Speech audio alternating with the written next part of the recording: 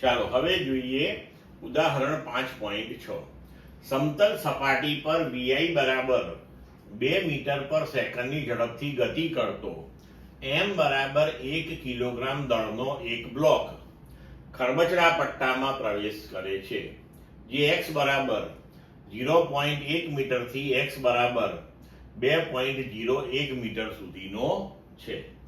આ પટ્ટાની મર્યાદામાં બ્લોક પર લાગતું અવરોધક બળ Fr એ x ના વ્યસ્ત પ્રમાણમાં છે, કે જ્યાં Fr બરાબર -k/x છે, જ્યાં x જે છે એ 0.1 અને 2.01 ની વચ્ચે, એટલે 0.1 is less than x is less than 2.01 metre, અને તે સિવાયના વિસ્તારમાં અવરોધક બળ 0 છે, એટલે x less than 0.1 મીટર અને x greater than 2.01 મીટર માટે અવરોધક બળ લાગતું નથી. હવે જ્યાં અવરોધક બળ લાગે છે ત્યાં k 0.5 જૂલ આ પટ્ટાને પસાર કર્યા પછી બ્લોકની અંતિમ ગતિ ઉર્જા અને ઝડપ vf કેટલા હશે તે આપણને શોધવાનું કહ્યું છે. બરોબર. હવે અહીંથી અહીં સુધી જ્યારે બ્લોક ગતિ કરે છે કે 0.1 મીટરથી 2.01 મીટર સુધી, તે દરમિયાન તેની ગતિ ઉર્જામાં થતો ફેરફાર એ કાર્ય ઉર્જા પ્રમેય પ્રમાણે કુલ કાર્ય જેટલો થશે. હમણાં જ આપણે ચલ બળ માટે કાર્ય ઉર્જા પ્રમેય ભણી ગયા. તો કાર્ય ઉર્જા પ્રમેય પ્રમાણે આપણે લખી શકીએ ડેલ્ટા k બરાબર w.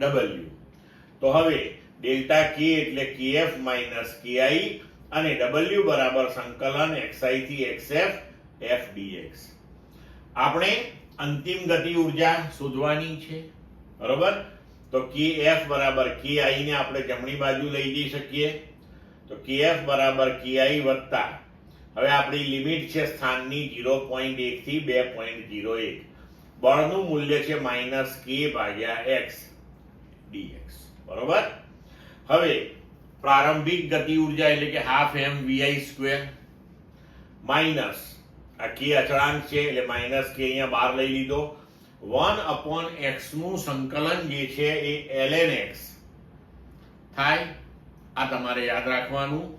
ln x નો મતલબ થાય નેચરલ લોગ, એટલે કે log at the base e base નો જે લોગ હોય એ થાય. બરોબર છે. એટલે તમારે ખાલી એટલું જ યાદ રાખવાનું કે 1/x dx એનું સંકલન ln x થાય. લિમિટ આપણે અહીંયા ગોઠવી દીધી, lower limit upper limit. Half mvi² minus k, હવે x બરાબર અપર લિમિટ માઇનસ x બરાબર લોઅર લિમિટ. બરોબર છે. હવે મૂલ્યો ગોઠવીએ તો હાફ m બરાબર 1 કિલોગ્રામ, vi 2 મીટર પર સેકન્ડ માઇનસ k ln.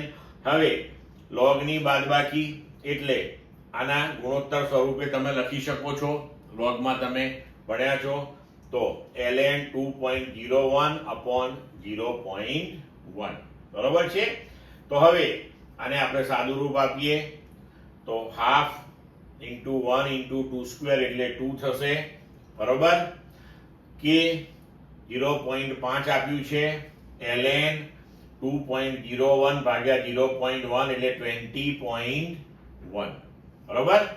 હવે જે આપણો ઈ બેઝ નો જે લોગ હોય કે જેને આપણે નેચરલ લોગ કહીએ છીએ ln, એને આપણું સાદું જે લોગ છે 10 બેઝ નો, એ 10 બેઝ ના લોગની અંદર ફેરવવા માટેનો આવો ગુણક છે કે ln 20.1 તો 2.303 વડે ગુણી નાખીએ તો એ આપણો સાદો લોગ બની જાય, લોગ 20.1. તો હવે આપણું થયું જવાબ 2 - 0.5 ઇન્ટુ 2.303. હવે આ લોગ જે છે 20 અને 1 નો એ તમારે લોગ ટેબલની અંદરથી જોઈ લેવાનો. બરોબર.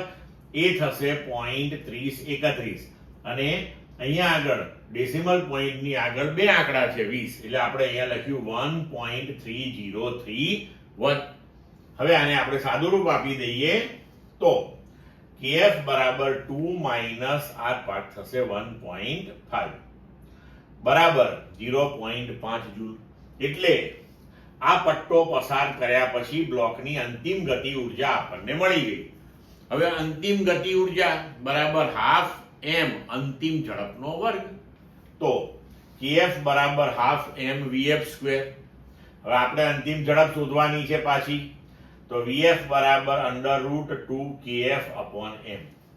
2 kf એટલે 0.5 આપણે અહીંયા ગણ્યું, m 1 છે, તો આનો જવાબ આવશે 1 મીટર પર સેકન્ડ. ક્લિયર મિત્રો?